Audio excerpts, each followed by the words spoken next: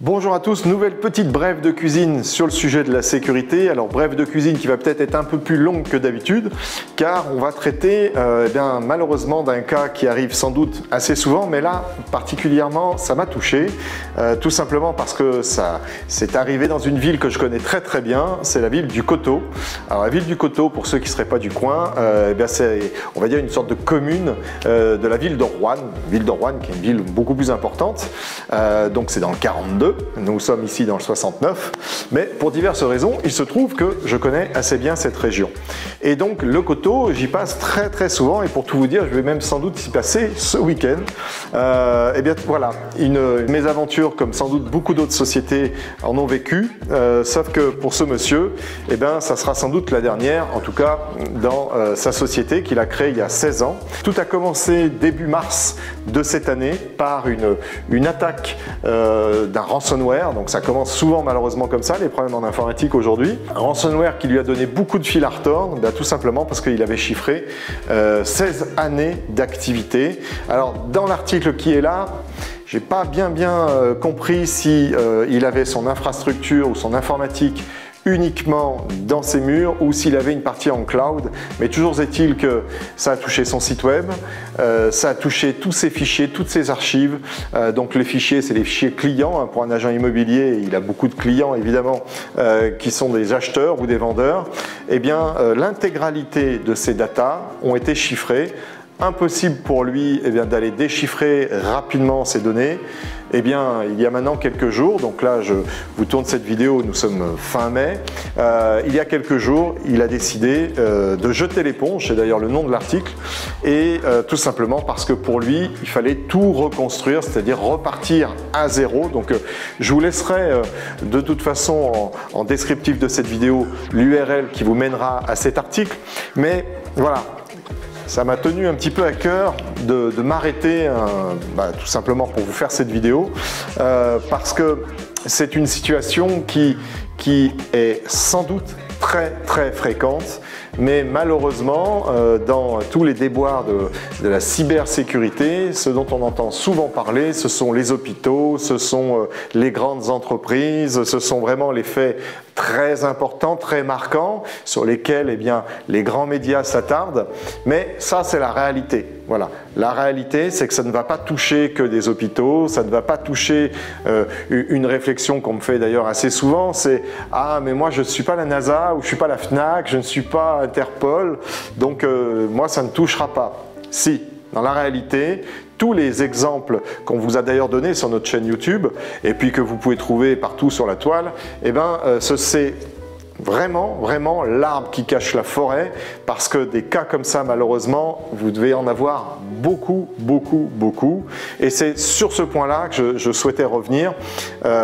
Est-ce que c'est inéluctable pour une petite entreprise, parce que là c'est donc sans doute une petite entreprise, quelque part de déposer les armes et de dire bon j'arrête tout, on a chopé un ransomware, je peux pas me battre, et puis là on sent dans l'article, vous le lirez, vous verrez qu'il y a un petit peu d'émotion dans cet article parce que tout simplement c'est un petit chef d'entreprise qui a dû mettre beaucoup de sang, beaucoup d'énergie dans la création de cette entreprise depuis 16 ans. Il indique qu'il avait une très bonne réputation.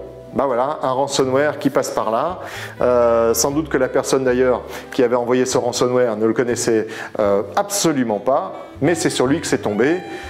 Son cas d'un seul coup devient 100% des cas, vous voyez, c'est-à-dire que quand on dit souvent « Ah mais oui, mais moi je ne suis pas telle grande entreprise, pourquoi quelque part on viendrait s'attaquer à mon entreprise ?»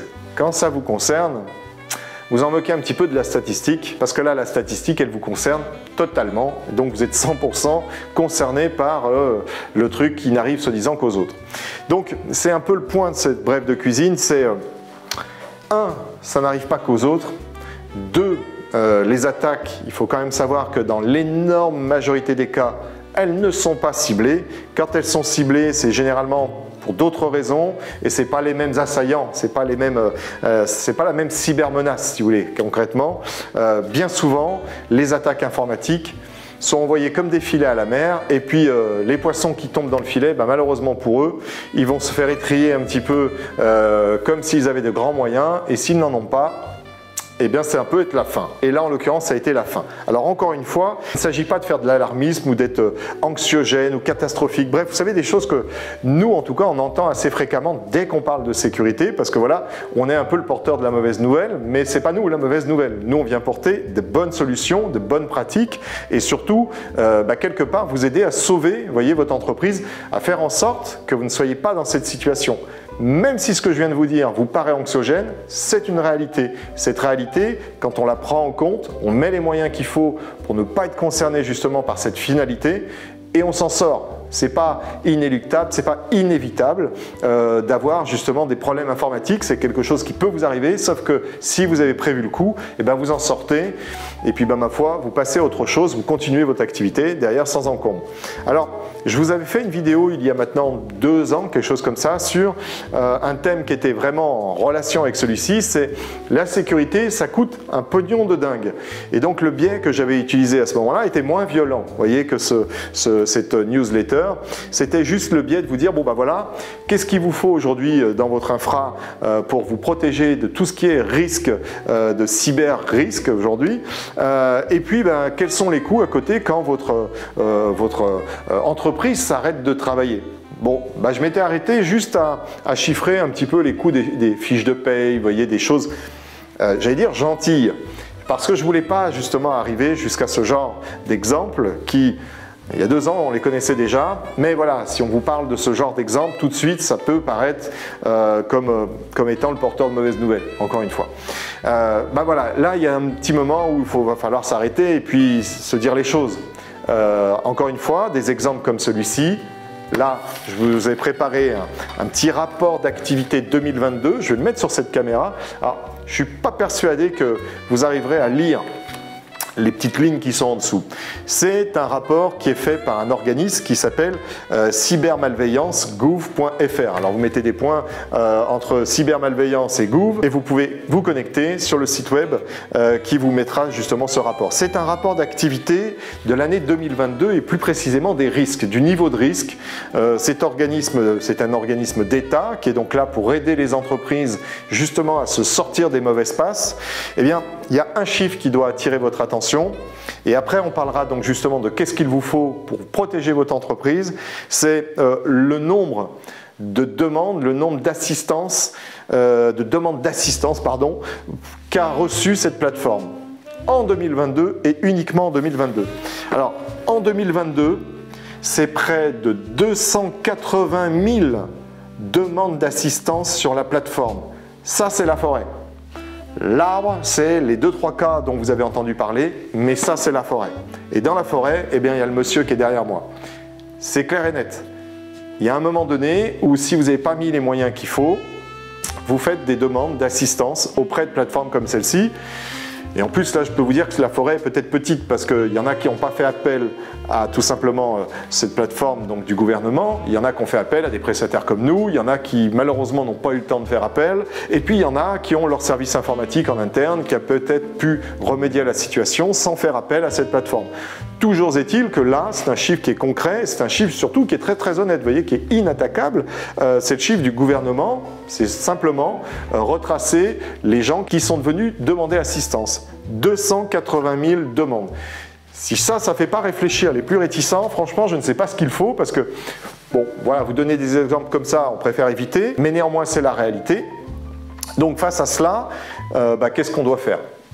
Est-ce qu'on doit toujours être avec les mêmes outils, les mêmes défenses, les mêmes propositions de réponse, ou est-ce qu'à un moment donné, il faut juste se dire, bah oui, ok, ça coûte, comme je vous l'avais dit dans cette fameuse vidéo, ça peut coûter un pognon de dingue, ok, mais l'autre réalité, c'est que si vous ne mettez pas cet argent sur la table, ça ne sera pas un pognon de dingue, ça peut vous coûter juste votre entreprise. Voilà. Donc, je ne vais pas vous faire, on va dire, un cours magistral sur qu'est-ce qu'il vous faut, comment, combien, etc. Je pense que je vous referai d'autres vidéos qui seront plus thème par thème et puis qui vous permettront, je l'espère, de vous donner des outils et puis après vous ferez appel à nous, vous ferez appel à des confrères, peu importe. Bon, je préfère Carpe Diem, hein, ça va sans dire. Mais voilà, on n'est pas partout, puis en plus on ne peut pas plaire à tout le monde, donc chacun après pourra aller vers le prestataire de son choix. Mais il y a des briques qui sont essentielles. même si on a une petite entreprise, même si on a une grande entreprise, ce sont les mêmes briques, c'est juste la dimension de la brique qui va être différente, mais les briques sont toujours à peu près les mêmes. Il vous faut un antivirus, ça c'est la base, il vous faut un antivirus. Que cet antivirus soit managé, c'est-à-dire que ce n'est pas un antivirus juste qu'on a mis comme ça sur l'ordinateur, quel que soit le type d'ordinateur, et puis on le laisse vivre sa vie. Non, c'est un antivirus qui doit être surveillé. Il faut payer un prestataire pour le surveiller. Entendez ça, il faut payer un prestataire pour le surveiller. Si vous faites confiance qu'à vous-même, ce n'est pas forcément votre métier, assurément ce n'est pas le métier du monsieur, il faut payer un prestataire pour surveiller vos outils de cybersécurité. L'antivirus en est un. Après, il vous faut un bon anti-spam. Alors, en anti-spam, nous on propose Veid. Il nous semble pertinent sur plein d'approches. Donc en antivirus, aujourd'hui, nous on propose McAfee qui est devenu Trellix. Ils ont été rachetés il n'y a pas bien longtemps. On propose Trellix. En anti-spam, on propose Veid. Il y en a d'autres. Je ne suis pas là pour vous dire qu'il n'y aurait que ces solutions qui seraient bonnes. Néanmoins, nous, on les connaît par cœur. Voilà. Et il y en a certaines depuis plusieurs dizaines d'années. Je pense par exemple à McAfee.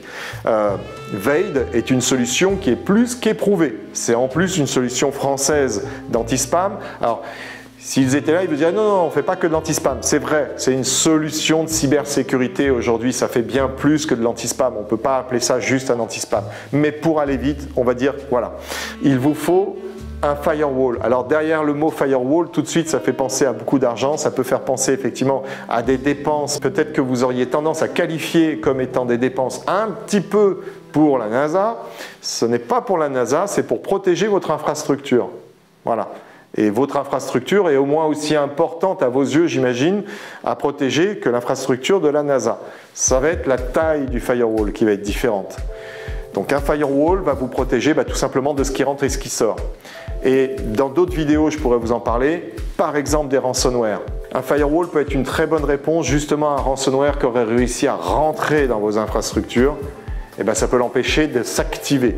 Je vous en dirai plus dans d'autres vidéos. Le firewall, c'est pareil que l'anti-spam, que l'antivirus. Il faut payer un prestataire pour qu'il le manage. Ça se surveille. On regarde ce qui se passe. À Carpe Diem, c'est quasiment notre quotidien. On va regarder chez tous nos clients à tour de rôle. Je ne vais pas vous raconter de dingueries, je ne vais pas vous raconter d'histoires surtout. On ne regarde pas en permanence avec un œil humain. On a par contre, on va dire, des process informatisés qui surveillent et qui nous alertent quand ça dépasse des caps ou quand ça dépasse un niveau de risque. N'ayez crainte, ce n'est pas parce qu'un humain ne regarde pas que c'est laissé à l'abandon. Mais néanmoins, il y a en plus à Carpe Diem l'humain. L'humain qui va regarder d'une façon aléatoire, mais régulière et permanente, j'allais dire, sur l'ensemble de nos clients, ce qui se passe au niveau des antivirus, des solutions anti-spam et des firewalls. Au-delà de tout cela, vous avez, on va dire, l'ultime protection, celle qui va venir vous sauver au quotidien de différents tracas, et puis alors vous sauver la vie, ou sauver la vie de votre entreprise dans des situations comme celle-ci, c'est la sauvegarde. Il vous faut une sauvegarde automatisée et surveillée. Là aussi c'est pareil, le nombre de clients que je rencontre encore aujourd'hui qui m'expliquent qu'ils ont des bidouilles, du bricolage comme sauvegarde. Alors je ne vais pas vous donner de cas parce que certains pourraient se reconnaître, mais beaucoup ont changé. C'est le côté rassurant. Beaucoup ont suivi nos recommandations et ont changé. Et aujourd'hui, voilà, ils sont avec des solutions professionnelles et il n'y a aucun risque là-dessus. Il vous faut une sauvegarde monitorée. Pourquoi? Parce qu'une sauvegarde, comme tout process informatique, ça peut à un moment donné dysfonctionner pour X ou Y raison. Et bien dans ce cas-là, ce n'est pas le jour de la restauration, ou en tout cas le jour où vous en avez besoin, qu'il faut se poser des questions. Donc, ça doit se surveiller. C'est tous les jours à Carpe Diem que les sauvegardes de nos clients sont surveillées, tous les jours. Et alors une sauvegarde, c'est quoi? Une sauvegarde, ça doit répondre à déjà un besoin vital. Vital, c'est d'avoir vos données sauvegardées en local. Arrêtez avec toutes vos histoires de sauvegarde en cloud. Je ne veux pas vous qualifier comment je ressens ce type de sauvegarde. Je vais donc rester poli, mais arrêtez avec vos sauvegardes en cloud. Une sauvegarde, elle est d'abord sur site. Elle est d'abord sur site. Et après, une fois qu'elle est sur site, elle est externalisée. Alors externalisée, ça peut être chez vous, ça peut être dans un cloud, ça peut être dans les deux, chez vous, dans un cloud, mais c'est d'abord chez vous une sauvegarde. Arrêtez avec les sauvegardes en cloud, 100% cloud, ça ne vaut rien. Voilà, je suis un peu catégorique, mais comme ça, voilà, on gagne du temps. Après, si vous souhaitez avoir qu'une sauvegarde en local, vous prenez un gros risque, un gros risque. Vous avez le feu, vous avez un cambriolage, vous avez je ne sais quoi, ben vous prenez un énorme risque. Donc il faut externaliser cette sauvegarde. Et l'externalisation, ça va se passer soit dans un cloud sécurisé, soit chez vous. Et moi je pense que c'est mieux chez vous. Voilà, je vous le dis là aussi, ça fait 2 coups que je tire sur le cloud. Ben, au moins, comme ça, je suis en accord, voyez-vous, avec les produits qu'on vous propose. Et pourquoi on vous les propose? Ben, tout simplement parce que c'est là l'assurance pour vous de récupérer vos données. Alors, si vous souhaitez faire local, externaliser chez vous, plus cloud, merveilleux. Aucun problème avec ça. Mais il y a un moment donné, comme ce monsieur, quand on a tous ces fichiers vérolés, quand on n'a plus accès à son informatique, eh bien souvent, hein, vous n'avez plus accès au cloud non plus. Hein. Vous n'avez plus accès au cloud non plus. Ou alors avec des vitesses qui sont bien moindres, avec un côté pratique qui est 100 fois moins pratique qu'à l'habitude. Donc, c'est pas possible d'avoir ce type de solution aujourd'hui avec tous les risques que l'on entend, que vous entendez sans doute aussi, de se dire je mets que dans du cloud ma sauvegarde. Je trouve ça délirant. Donc, vous avez à un moment besoin d'accéder à vos données et rapidement parce qu'il faut reprendre tout simplement l'activité. Vous voyez, il faut que votre activité reprenne. Et dans ce cas-là, si votre sauvegarde est locale, eh bien vous allez pouvoir reprendre rapidement votre activité. Nous, la sauvegarde que l'on propose, c'est la sauvegarde BIMO. Et la sauvegarde BIMO, elle sauvegarde dans un premier temps en local, d'une façon automatisée, d'une façon monitorée par nos services et surveillée d'une façon générale, d'un point de vue des défauts éventuels du matériel, par le fabricant. Donc vous avez finalement 2 entreprises qui surveillent le fait que vos sauvegardes se font ou se fassent. Eh bien, ça c'est la première des choses. Et après, il faut l'externaliser. Eh bien, avec BIMO, vous avez l'offre BIMO to BIMO. Donc il y a 2 BIMO, il y a 2 box, si vous voulez, dans lesquelles se sauvegardent vos données. Une première box va être dans votre entreprise, une deuxième box va être en dehors de votre entreprise. Après, il y a la taille de la box. Et bien là, on revient sur je suis une grande entreprise ou je suis une petite entreprise. Mais peu importe, vous avez des box, donc les boîtes de sauvegarde, qui sont de petites boîtes, c'est-à-dire que vous allez avoir 1 Tera, par exemple, de données en capacité de sauvegarde, et puis vous en avez qui vont jusqu'à 350 Tera. Bon, quand vous êtes la NASA, vous avez 350 Tera, mais quand vous êtes tout IMO, vous avez une sauvegarde en local avec 1 Tera, et ça vous a coûté ce que ça vous a coûté, c'est-à-dire pas beaucoup d'argent par rapport à l'arrêt de votre entreprise. Voilà, il faut le dire, à un moment donné, on est dans la vraie vie. On n'est pas là à vous vendre des tapis, vous voyez, ou alors à vous faire croire qu'il n'y a aucun risque, ceci. Non, il y a des risques, il y a des réponses. Il faut à un moment donné choisir je vais vous dire les choses comme je le pense, de sortir son carnet de chèques pour pallier au risque, pour que ça n'arrive pas, ou que ça n'arrive plus. Voilà, que ça arrive aux autres, mais pas à vous quand vous avez eu le bon conseil. Alors voilà, peut-être que ce monsieur n'a tout simplement pas eu le bon conseil. C'est peut-être ça. Il s'est peut-être adressé à quelqu'un qui faisait un peu de bricolage, il s'est peut-être adressé à personne, je ne sais pas. Hein. Le début de l'histoire, on l'a pas. On n'a que la fin de l'histoire. Donc dans ces cas-là, il faut rester prudent. Je ne sais pas ce qui s'est passé, est-ce que ça vient de ce qu'il avait cru comprendre, est-ce que ça vient de ce qu'on lui a dit ou pas dit. Voilà, il peut y avoir plein de choses. Néanmoins, l'arrivée c'est celle-ci. Bon, j'ai été un peu énervé dans cette vidéo. Désolé, mais à un moment donné, voilà, il faut que ça soit dit. Et là, c'est dit. Moi, je vous en prie, pensez à vos entreprises. Je suis moi-même un chef d'entreprise depuis 27 ans. Je sais ce que c'est. 16 ans d'activité, reseté comme ça, je me dis qu'il doit avoir la même émotion que moi en vous disant tout ça. Bon, on va finir là-dessus, parce que j'ai dit que c'était une brève très longue, mais voilà, protégez votre entreprise, protégez vos années de labeur, vos années de travail, avec de vrais outils. Il faut à un moment donné accepter qu'ils aient un coût, parce qu'en face, ce n'est pas des enfants de cœur. En face, ils s'en moquent un petit peu de votre activité. Eux, ce qui les intéresse, c'est les bitcoins que vous allez peut-être leur donner quand vous avez chopé le ransomware. Voilà. Donc, prenez soin de votre infra, prenez soin de votre vie, prenez soin de vous, et je souhaite beaucoup de courage à cette personne, et peut-être même que j'irai la voir, figurez-vous, parce que vu que je vais passer pas bien loin, à mon avis, ce week-end, peut-être que je ferai un petit détour. Allez, je vous dis à très très bientôt pour une future vidéo.